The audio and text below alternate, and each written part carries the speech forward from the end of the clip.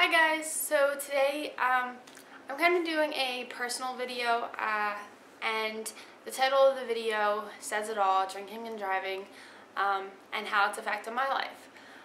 I'm proud to say that at the age of 22 I still have not had a sip, a taste, anything of alcohol. I have not drank, I have nothing. It doesn't appeal to me. So how has drinking and driving affected my life? I'm going to tell you a story. This is very personal. I may cry. I'm just giving you the heads up. This is definitely something really personal to me. And because we're around the holidays and this is definitely the time where people decide to make stupid decisions, I thought I'd put this out there. Maybe this will help you, or you'll be around somebody that might need this, this piece of advice, and you can give it to them.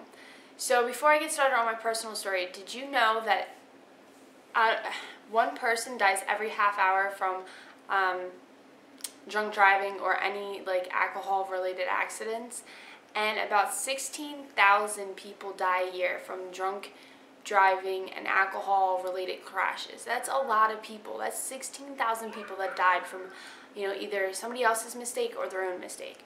So hopefully this will help you, and we can lower that number even by 1,000. That'd be great. Anyways, so here's my story. Okay. Drunk driving has affected my life on a very personal level. Background into it, my mom, when she was pregnant with me, got into a very bad accident. During the accident, had to hit her head, hit her stomach on the steering wheel. My sister rammed her knee into the back seat of the car, and it was just really bad. And to find out that the guy that hit them was not only driving on a suspended license, but he was driving while intoxicated. He was drunk. He was drunk driving. Was very heartbreaking. Now, where the story gets worse is through my pregnancy, my mom went through a lot of complications. She had a blood clot that was actually really close to me. That in March, before she had me, she had to go through surgery to get the blood clot removed, or she would not have made it through child labor. They told her, you will die if we don't remove this, and there's a chance that your daughter will die. So they went in and they removed it. Now at this time, the doctors had said that if anything were to go wrong, they were going to deliver me.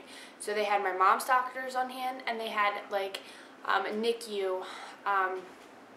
NICU group on hand in case they had to deliver me at the time of my mom's surgery.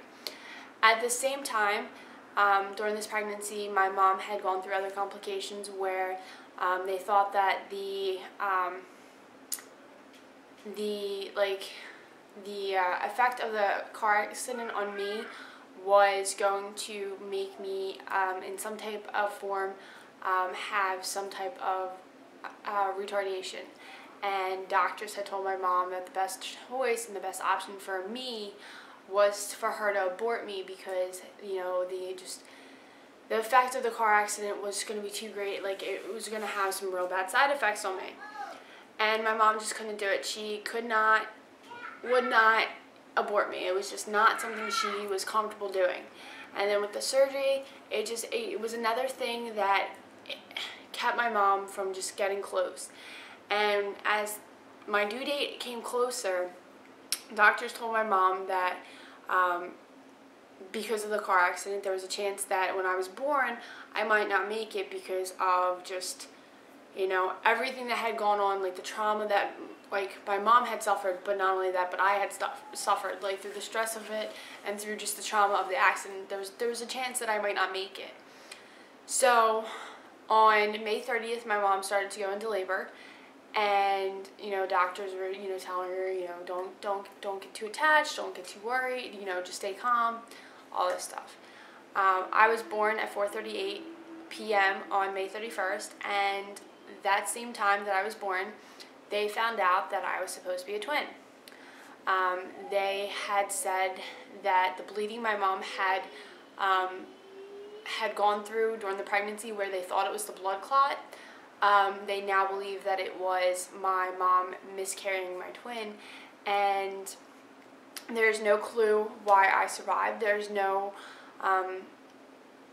there's no medical reasoning for why I survived. It's just very weird, very strange that, you know, my mom got into an accident, she lost my twin, but I survived. There's no like explanation for why one of us didn't, why one survived and one didn't. There's no explanation for it, and it's really affected me to know that my whole entire life I might not have been here because some guy decided that it was okay to drink and drive, that it was, you know, more important than, you know, staying safe and having somebody else drive him home or not driving at all.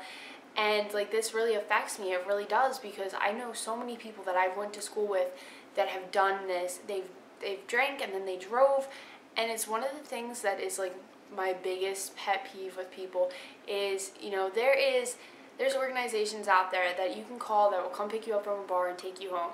You have friends, use them. You know, I cannot say, or I cannot speak for other people that they'd always come pick you up, but I can guarantee you that if you called somebody would pick you up, like when you've been drinking and when you're just too intoxicated to drive.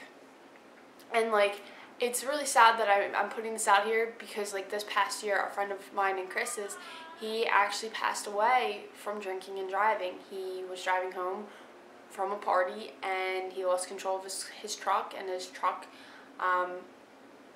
went off the road and flipped, and he died on impact. And it's hard. It's crazy to think how something that can be like a social gathering can truly, you know, take someone away from you.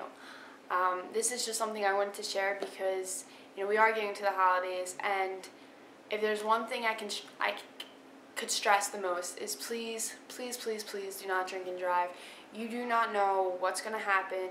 You do not know what situation you're going to be put in, and for all you know, you can not only lose your own life, but you could take someone else's life. And after recent incidents, and especially like the massacre in Newtown, Connecticut, you don't want to be that person that takes somebody's child from them, or that takes somebody's mother or father, or, you know, anyone. It's just a terrible thing, and I hope that everyone over the holidays stays safe and that you don't drink and drive. And if you want to go drink, have a designated driver, have a way home, you know, call a cab, call a taxi.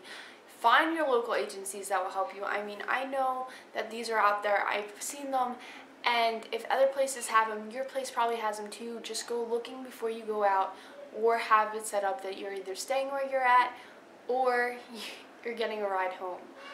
I cannot stress this enough, that drinking and driving is just not the way to go. So this is, like I said, a very personal story, and I wanted to share it with you guys because, you know, it's helped other people in the past, and I hope to help you guys as well. So I will talk to you guys later, and have a happy holidays, guys.